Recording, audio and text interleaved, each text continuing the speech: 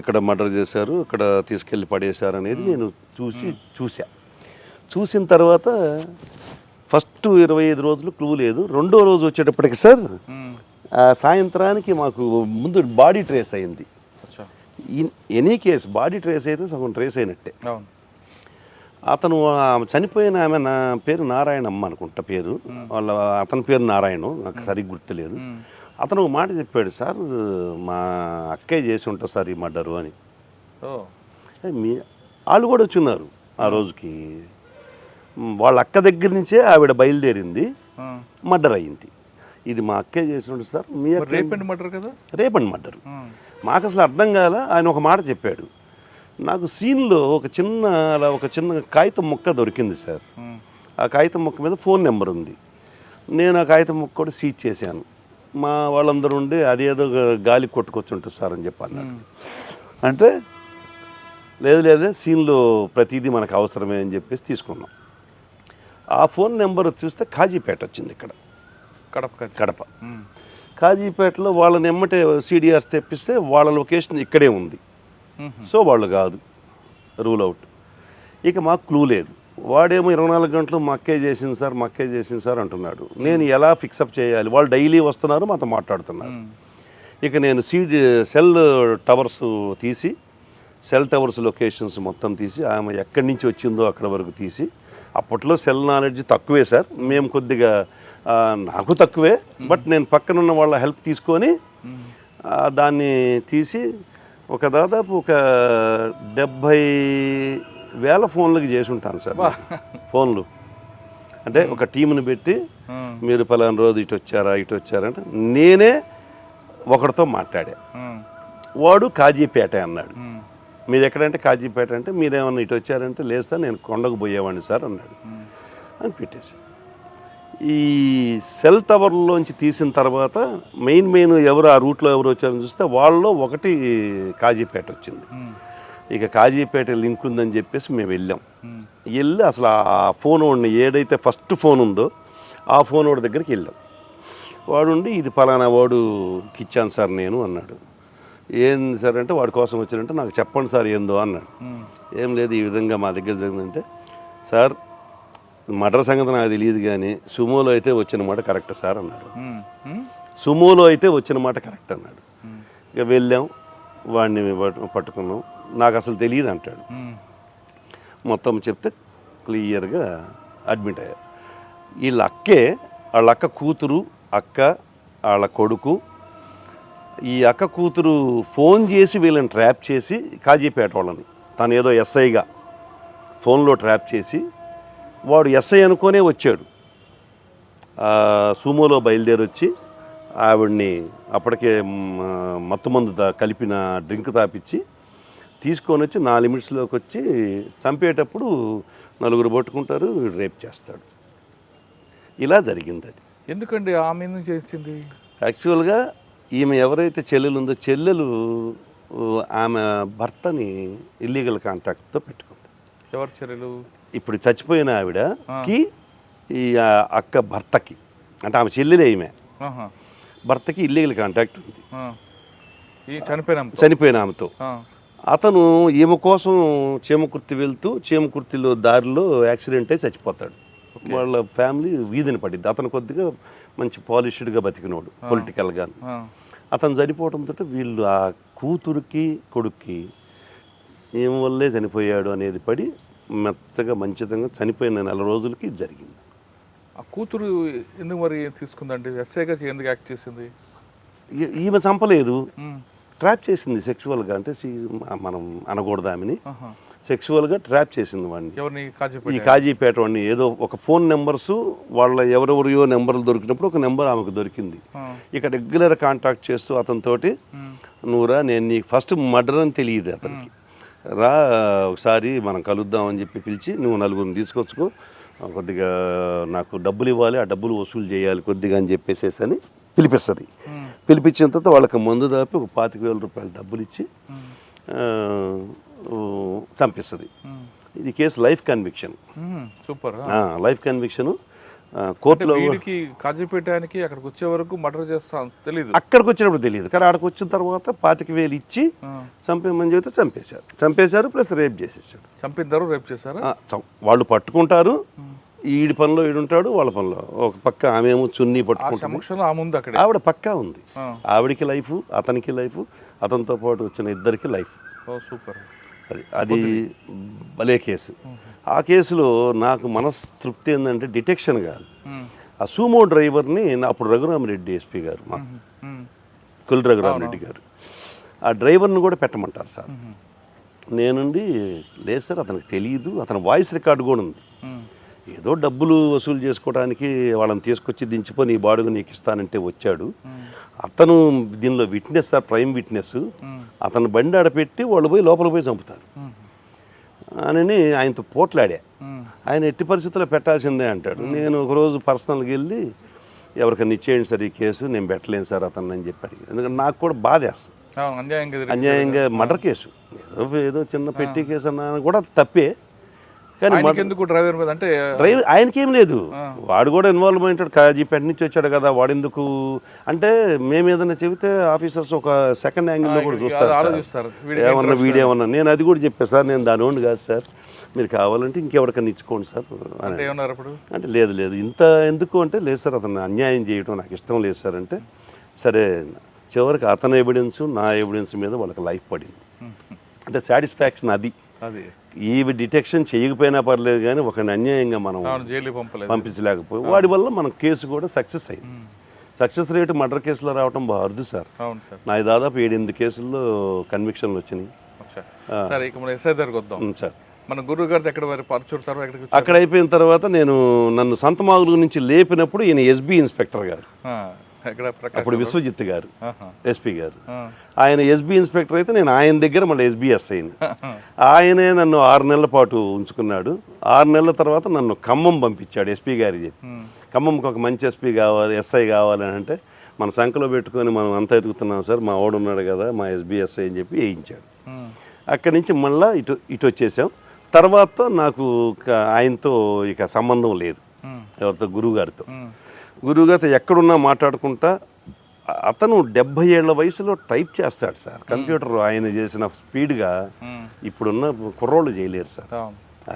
అంత గొప్ప లక్ష్మీపుత్రుడు సరస్వతీపుత్రుడు.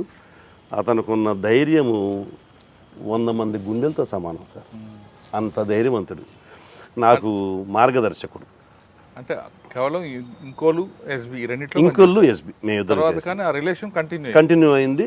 తర్వాత నేను కొన్ని ఇబ్బందులు పడ్డాను, ఆ ఇబ్బందుల్లో ఆయన దగ్గరే ఉండేవాడిని. పోయి ఏం ఇబ్బందులు పడ్డారు? నేను పొదిల్లో ఉండగా సస్పెన్షన్కి గురయ్యాను. ఎందుకు? మంచి కేసు చేశారు కదా కన్విక్షన్. అసలు మేము ఇప్పుడు వాటి గురించి ఎక్కువ మాట్లాడకూడదు సార్. అన్యాయంగా సస్పెండ్ అయ్యాను. సస్పెండ్ అయిన తర్వాత అందరూ కలిసిపోయి, మామూలుగా ఎవరైనా సస్పెండ్ అయితే పలానా ఆయన దగ్గరికి పోయి సార్ ఏదో సాయం చేయండి సార్ అంటారు. నేను పోలేదు సార్, నేను డైరెక్ట్ డీజీ గారి దగ్గరికి వెళ్ళాను. ఎవరు డీజీ గారు? అప్పుడు మన ప్రసాదరావు గారు, ఉమ్మడి ఆంధ్రప్రదేశ్ ప్రసాదరావు గారి దగ్గరికి వెళ్తే వాళ్ళు కూడా ఏం సస్పెండెడ్ ఆఫీసర్ అనగానే కొద్దిగా తక్కువగానే చూస్తారు. ఎవరినైనా తక్కువగానే సగం చచ్చిపోయినట్టే సార్ సస్పెండెడ్ అసలు ఆఫీసరు, సగం తక్కువగా చూస్తారు సొసైటీలో కూడా. పక్కన పెట్టిన మీ డిపార్ట్మెంట్ ఏదైతే మాత్రం 80% వాళ్ళని చులకగా చూస్తారు. సార్ అక్కడ నాకు యోగానంద్ గారు హైదరాబాద్లో, యోగానంద్ మంచి ఆఫీసరు. నేను ఆయనకి తెలియదు ఫిజికల్గా, కానీ నా పేరు తెలుసు పక్కన ఉన్న వాళ్ళ ద్వారా. నేను సస్పెండ్ అయితే ఆయన అడిగాడంటే వెంకటేశ్వర రాలేదేంది అని. మా గురువు గారు నరహరి గారు అని చెప్పాను కదా, నరహరి గారు ఫోన్ చేసి యోగానంద్ సార్కి ఎందుకు కలవలేదంటే, ఏం కలవమంటారు సార్, తప్పుడు వాడిలాగా నేను పోయి ఏం కలవమంటాను అంటే, లేదు సార్ దగ్గరికి పోను. నేను వెంటనే సార్ దగ్గరికి వెళ్ళాను. సార్ తన ఇంట్లో భోజనం పెట్టి, తన ఇంట్లో మేడం గారు వండిన భోజనం పెట్టి, తన కారులో తీసుకొని పోయి ఉమేష్ రాఫ్ అడిషనల్ డీజీ గారు ఆయన దగ్గరికి తీసుకెళ్ళారు. ఆయన దగ్గరికి పోతే నేను ఆయన దగ్గరికి పోయే ముందు నేను కూడా కొద్దిగా పెడే సార్, నాకు 2 నిమిషాలు ఆయన మాట్లాడటానికి సమయం ఏమని చెప్పాను సార్ అని చెప్పాను. సార్ వెళ్ళి నేరుగా ఆయనకి డీజీపీ ఆఫీస్లో ఎంత గౌరవం అంటే, నేను నమ్మరు సార్, ఆయన వస్తుంటే ఆయనకి ఇంటర్వ్యూ ఉంటుంది, బయట సిట్టింగ్ ఉంటుంది సార్. ఏదన్నా ఆఫీస్కి వెళ్ళాలంటే ఐజీ గారి దగ్గరికి వెళ్ళాలంటే డైరెక్ట్గా వెళ్ళిపోవటం sir. Such a great fellow. నాకు అసలు గుండె అట్ట పొంగిద్ది ఆయన చూస్తే. సరే నేను డైరెక్ట్గా తీసుకెళ్ళాడు.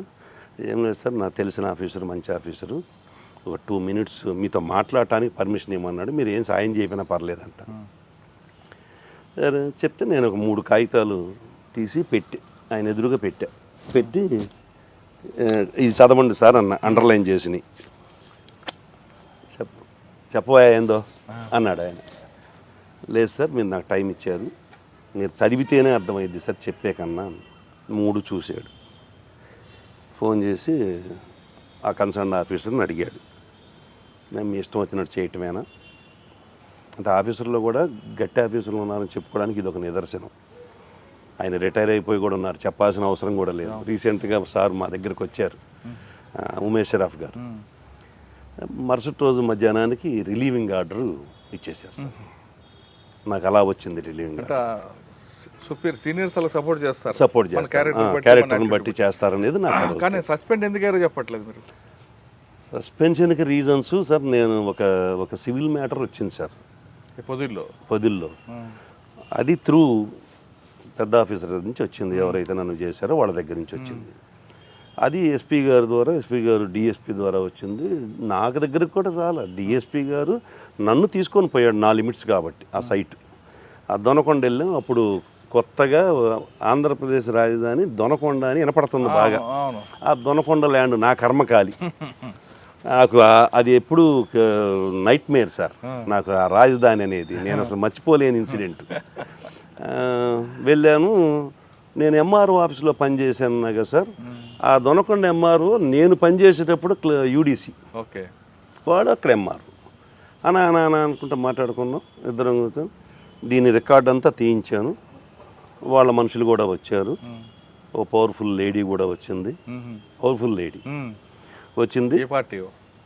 వాళ్ళ పార్టీ, ఆఫీసర్ పార్టీ. ఏ పార్టీ? ఆఫీసర్ పార్టీ నేను చెప్పేది మీకు అర్థం కావాలి. Officer party, powerful lady. నా పార్టీ కాదు, పొలిటికల్ పార్టీ కాదు, ఆఫీసర్ పార్టీ. వచ్చి కూర్చున్నారు. ముందు రికార్డ్ అంతా తీయించాను సార్. ఆఫీసర్ ఎవరో సార్ ఇప్పుడు వద్దులేండి సార్. ఉన్నారు ఇప్పటికి? ఉన్నారు. వారు కూడా మాలాగానే ఇబ్బందులు పడతా ఉన్నారు. అవునా? భగవంతుడు ఉన్నాడు కదా సార్. ఇంటి ఇచ్చారు మీరు. అదే ఇవన్నీ తీసిన తర్వాత రికార్డు తీస్తే ఆ 300 ఎకరం ఏదైతే సబ్జెక్ట్ డిస్ప్యూట్ ల్యాండ్ ఉందో అది గవర్నమెంట్ ల్యాండ్ అని జాయింట్ కలెక్టర్ గారు ఇచ్చిన తీర్పు ఉంది. ఆయన ఉండి ఇది మీది ఎట్లా ఇద్దండి, ఇది మా ల్యాండ్ అయితే మీరు ఏదంటే కోర్టులో చూసుకోండి అన్నాడు. ఇదంతా కావటానికి కారణం నేను అనేది వాళ్ళ యొక్క ప్రిజంప్షన్. నేను అసలు అప్పటిదాకా ఎవరికి తెలియదు ఇది. ఈ ల్యాండ్ డీటెయిల్స్ రికార్డ్స్ అన్నీ నాకున్న తెలివితేటలు, నాకు అతి తెలివితేటలు అనేది నాకు అప్పుడు తెలిసింది సార్. అతి తెలివితేటలు వాడుకోకూడదని నన్ను అప్పుడప్పుడు కిషోర్ కుమార్ గారు సార్ అంటుంటారు, ఎస్ఐ ఉద్యోగం ఎస్ఐ ఉద్యోగం చేయమంటే సిఏ ఉద్యోగం చేస్తావు, సిఏ చేయమంటే డిఎస్పీ చేస్తావు అని అంటుంటారు sir. Because of my proactive. అంతే సార్. 2వ రోజుకి రిలీవింగ్ ఆర్డర్ వచ్చిందా? రిలీవింగ్ ఆర్డర్ కాదు సార్, నన్ను రమ్మన్నారు. వచ్చిన తర్వాత బండి హ్యాండ్ ఓవర్ చేయమన్నారు. బండి సిమ్ము. నేను దేనికైనా రెడీ సార్, నాకు ఎక్కడికైనా ఓకే, అసలు దానిలో నాకు ఇబ్బంది లేదు. ఎమ్మటే ఇచ్చేసాను, బండి పెట్టుకుని బండి వదిలేసి మళ్ళీ వెళ్ళిపోయాను. మళ్ళీ మరుసటి రోజు ఉదయం రమ్మన్నారు. వస్తూ 4 సార్లు ఫోన్ చేశారు. నాకు అప్పటికే అర్థమైంది, ఓహో నాకు ఏదో ప్రిపేర్ చేశారు. నాకు ఆల్రెడీ నైట్ తెలిసింది. పోలీసులు సీక్రసీ లేదు సార్, అడిగినోడికి అడగనోడికి ఇద్దరికి చెప్తారు మా వాళ్ళు, కాబట్టి సీక్రసీ నిజం సార్. రాత్రి తెలిసింది. పొద్దున పోగానే అడిషనల్ ఎస్పీ గారు ఉండి సర్వ్ చేశారు. తీసుకున్నాను, జేబులో పెట్టుకుని. ఏంటి చదవవా అన్నాడు. మీరు చేసిన అన్యాయాన్ని చదవటం ఎందుకు సార్, ఇది చేసిన నా కొడుకుని వదిలిపెట్టను నేను. చేసిన వాళ్ళు ఉన్నారు. మా ఎస్బీ ఇన్స్పెక్టర్ ఒకడు ఉన్నాడు, మా బ్యాచ్మేట్ అప్పుడు, తిరుమలరావు అని, ఇప్పుడు డిఎస్పీ అయ్యాడు మొన్నే. సరే అతని పాత్ర కూడా కొంత ఉంది. ఏదైనా ఆఫీసర్ డెసిషన్ ఉన్నప్పుడు అతను కూడా ఏం చేయలేడు, కాబట్టి నేను అతన్ని ఫైన్ ఫాల్ చేయలేను. బట్ ఆర్డర్ చేతిలో పెట్టారు. అప్పటికి నేను ప్రకాశం జిల్లాలో ఒక వెలుగుతున్న police officer, law and order ఆఫీసర్గా. ఒక్కసారిగా పాతలానికి పడిపోయా. అయ్యో అప్పుడు మళ్ళీ మా గురువు గారు మీరు పృథ్వీనారాయణ గారు, ఇక నా టైం ఎవరన్నా జనరల్గా సస్పెన్షన్లో కానీ ఖాళీగా ఉంటే ఇళ్ళ కాడో లేకపోతే తిరుగుతారు, లేదంటే దాక్కొని ఉంటారు. నేను 24 hours పృథ్వీనారాయణ గారి ఇంట్లోనే ఉండేవాడిని. విజయవాడలో విజయవాడ, గుంటూరు, ఆయన రెండు. అవును. నాది డైలీ చూసుకునేవాడిని. నా దానిలో ఉన్న లోతుపాతులు అన్ని రికార్డుకి బిల్డప్ చేసుకోవటము, మేమిద్దరం కూర్చొని కొట్టుకోవటము, కాసేపు ఆయన లాయర్ ప్రాక్టీస్ చేస్తుంటాడు, కోర్టుకి వెళ్తాము, ఇక ఆయనతో పాటు తిరుగుతా. ఆయన కోర్టుకు వచ్చిన టైంలో నిందితుడిని పట్టుకోవడానికి పరిగెత్తినప్పుడు కాలు ఇరిగింది. నేను ఉన్నాను సార్. ఏం జరిగింది ఆ రోజు ఇతను కానిస్టేబుల్ పట్టుకొని పోతుంటే వాడు వదిలించుకొని పోతుంటాడు. ఈయన ఎదురుగున్నాడు, కనపడుతుంది వాడు రావటం. జస్ట్ ఎవరు కాలు ఇట్ట అన్నాడు, ఈయన పడ్డాడు, 2 నెలలు బొమ్మల పడ్డాడు. నాకెందుకు వెంకటేశ్వరరావు ఈ వయసులో అంటే, లేదు సార్ మీలో పోలీసు ఉన్నాడు, అందుకే పోలీస్ ఆఫీసర్ చనిపోయేంత వరకు పోలీస్